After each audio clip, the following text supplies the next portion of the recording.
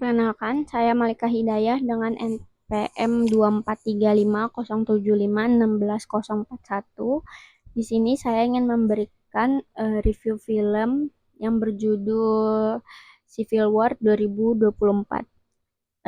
Civil War 2024 ini adalah film yang bergenre aksi distopia yang ditulis dan disutradarai oleh Alex Garland, yang dimana dia seorang sinias visioner yang dikenal melalui karya-karyanya yang lain seperti Ex Machina 2014 dan juga Annihilation 2018.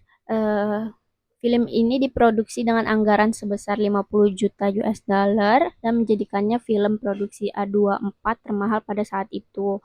Alex Garland menulis film ini pada tahun 2020 sebagai alegori fiksi ilmiah atau sci-fi allegory yang berlatar pada titik yang belum ditentukan di masa depan, untuk merefleksikan dan memprovokasi pemikiran mengenai iklim politik Amerika Serikat (AS) yang sangat terpolarisasi. Film ini ditayangkan secara perdana global di South by Southwest atau XSY pada Maret 2024 dan berhasil meraup total box office global sebesar 127,3 juta US dollar. Uh, Lanjut ke kisahnya. Nah, di kisah di film Civil War ini berlatar di tengah perang saudara Amerika yang berkembang cepat, yang dimana Amerika Serikat ini terpecah belah antara pemerintah federal yang otoriter yang dipimpin oleh Presiden Nick Overman yang menjabat untuk periodenya yang ketiga. Eh, Dia sendiri telah membubarkan FBI melawan gerakan separatis. Gerakan separatis yang paling menonjol di sini yaitu Western Force atau gerakan Barat, yang dimana sebuah aliansi tidak terduga antara negara bagian Texas dan California. Uh, di awal film dilihatkan pidato presiden. Ia sering muncul di TV dan bersumpah bahwa kemenangan loyalis sudah dekat. Namun kenyataannya adalah Washington DC diperkirakan akan segera jatuh di tangan Western Force tersebut. Uh, Lanjut, di sini kisah dimulai dengan Lee Smith atau yang diperankan oleh Kirsten Dunst, yang dimana ia adalah seorang fotojurnalis perang veteran dari Colorado, uh, yang sedang berada di New York, dan dia itu digambarkan atau uh, letih gitu, bergumul dengan semua kejahatan yang telah dia lihat atau dia liput selama bertahun-tahun. Nah, nama Lee di sini juga mengacu pada fotojurnalis perang dunia kedua yaitu Lee Miller. Lee di sini dihantui oleh ketidakmampuannya untuk membantu orang-orang yang membutuhkan, dan dia tuh digambarkan dengan ekspresi wajah yang menunjukkan kelelahan gitu, kayak kelelahan yang mendalam gitu. Nah, Lee juga mempunyai rekan kerja yang bernama Joel, yang diperankan oleh Wagner Moura, yang dimana dia adalah seorang jurnalis dari Reuters, dan mereka berdua ini memutuskan untuk melakukan perjalanan jauh sekitar 827 mil menuju Washington DC, yang dimana tujuan mereka itu adalah untuk mendapatkan atau memotret wawancara terakhir presiden sebelum Washington DC tersebut dilumpuhkan. Nah, mereka berdua ini sadar ketika mereka menuju ke Gedung Putih, jurnalis itu akan dilumpuhkan, dan itu membuat rencana itu tuh dianggap gila sama rekan rekan mereka atau mentor mereka, yang dimana namanya itu Semi. Nah, Semi sendiri itu diperankan oleh Stephen McKinley Henderson, yang dimana dia itu sebagai jurnalis veteran untuk The New York Times. Nah, ternyata ketika Semi mendengar rencana mereka tersebut, Semi jadi mau ikut bergabung gitu, karena tujuan mereka itu searah ternyata, yaitu menuju garis depan di Charlottesville, Virginia. Eee, terus juga, eee, tanpa sepengetahuan Lee, si Joel ini juga mengizinkan Jesse Colin. Jesse Colin ini diperankan oleh Kelly Spenny, yang dimana Jesse ini adalah seorang fotografer pemula dari Missouri. Dia bergabung kepada mereka berdua ini, Lee dan Joel, karena sebelumnya Jesse ini diselamatkan oleh Lee dari pemboman bunuh diri di New York, yang dimana Lee itu ngedorong si Jesse untuk berlindung, dan itu terjadi ketika di awal-awal film. Nah, di sini Jesse itu juga menjelaskan kalau Lee itu tuh adalah sosok inspirasinya dan dia itu juga pengen jadi fotografer perang. Makanya di sini Jesse ingin mengikuti Lee dan Joel. Nah, selanjutnya ketika mereka melakukan perjalanan untuk menuju Washington DC ini, perjalanan itu kan beresiko tinggi ya karena kelompok jurnalis ini tuh kayak berulang kali tuh menghadapi masalah gitu. Eh, karena di sana juga terjadinya perang kan. Dan ketika mereka ada di sebuah SPBU yang dijaga sama pria bersenjata gitu, eh, mereka juga termasuk seorang militan ultranasionalis rasis. Nah, di sini ketika sedang di SPBU untuk melakukan pengisian bahan bakar, si Jesse ini ternyata keluar dan eh, dia diikuti oleh pria bersenjata dan juga Lee.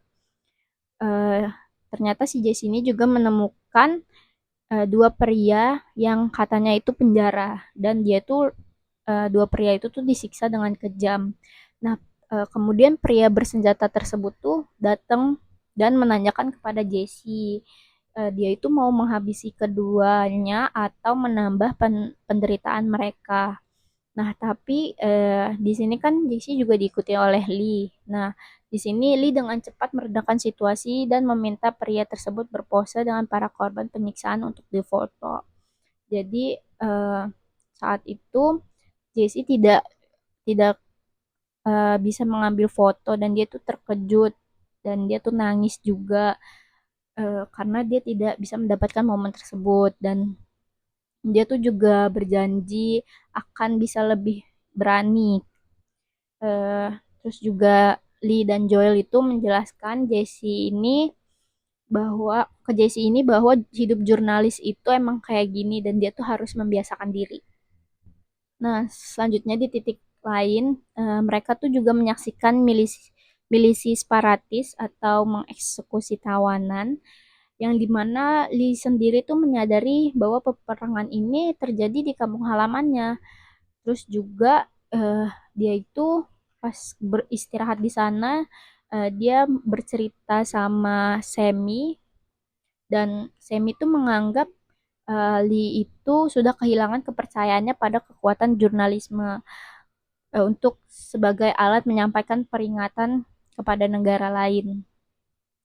Nah, ketika mereka sudah menginap di sebuah tempat itu, mereka melanjutkan perjalanan dan di perjalanan itu juga mereka itu mendengar sinyal radio terus-menerus yang menyiarkan berita kosong dari presiden yang diktator.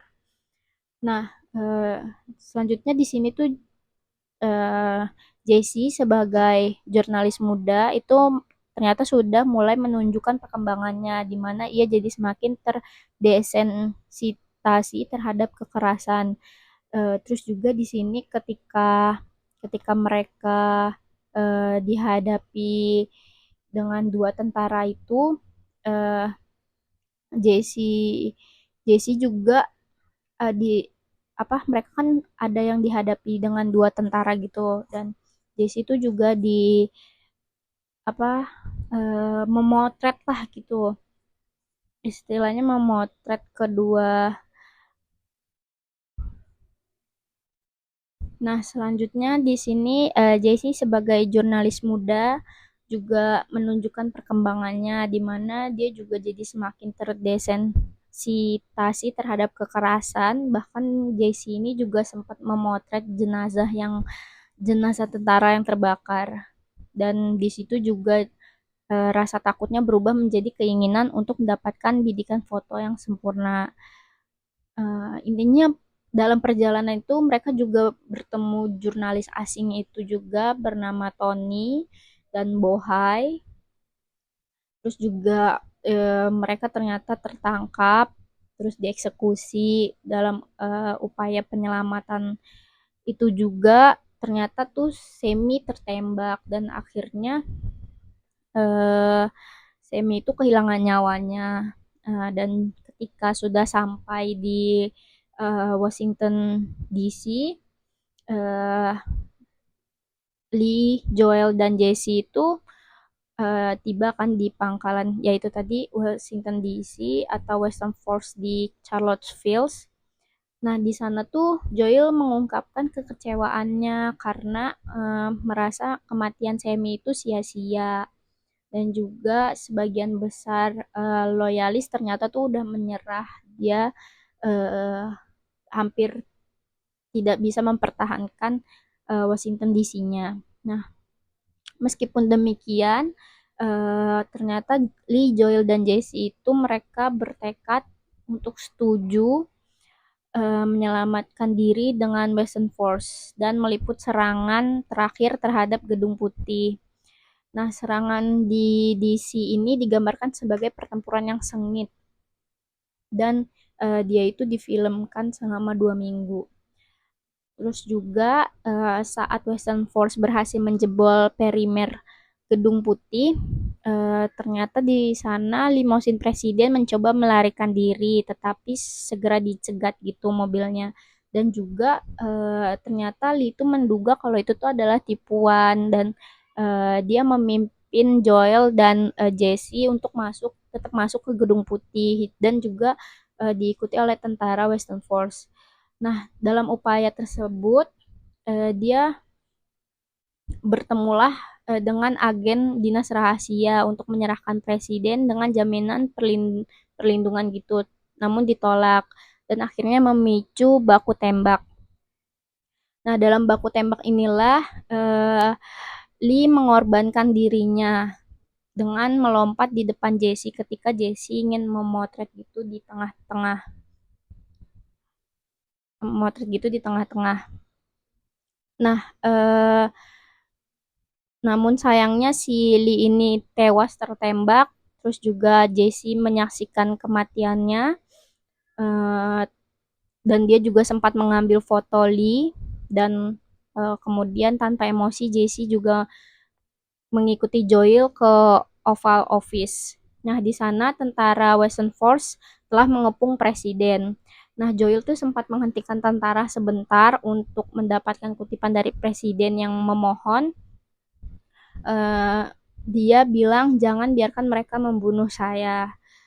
Namun kemudian presiden langsung dieksekusi uh, tanpa adanya kata-kata lain gitu. Dan film pun berakhir dengan si Jesse memotret tentara Western Force yang berpose di samping mayatnya presiden. Seolah-olah tuh mereka sudah menang gitu. Nah, untuk analisis dengan kekerasan politik atau political violence-nya itu pada film Civil War ini secara definitif termasuk dalam kategori kekerasan politik. Nah, seluruh narasi dan klimaks film didorong oleh konflik bersenjata antara faksi-faksi yang memperebutkan kekuasaan tertinggi di Amerika Serikat yang didefinisikan sebagai kekerasan politik. Dan juga adanya poin-poin ini di sini yaitu penggulingan rezim otoriter yang dimana di film berpusat pada upaya Western Force untuk menggulingkan pemerintah federal yang otoriter. Terus juga ada kejahatan perang dan misi silih ekstremisis. Di film secara eksplisit didokumentasikan milisili yang secara rutin melakukan kejahatan perang, termasuk adegan penyiksaan terhadap penjara dan eksekusi tawanan. Sudah sekian video review dari saya. Kurang lebihnya mohon maaf. Jika ada kurangnya mohon maaf dan tidak ada kelebihan. Terima kasih. Wassalamualaikum warahmatullahi wabarakatuh.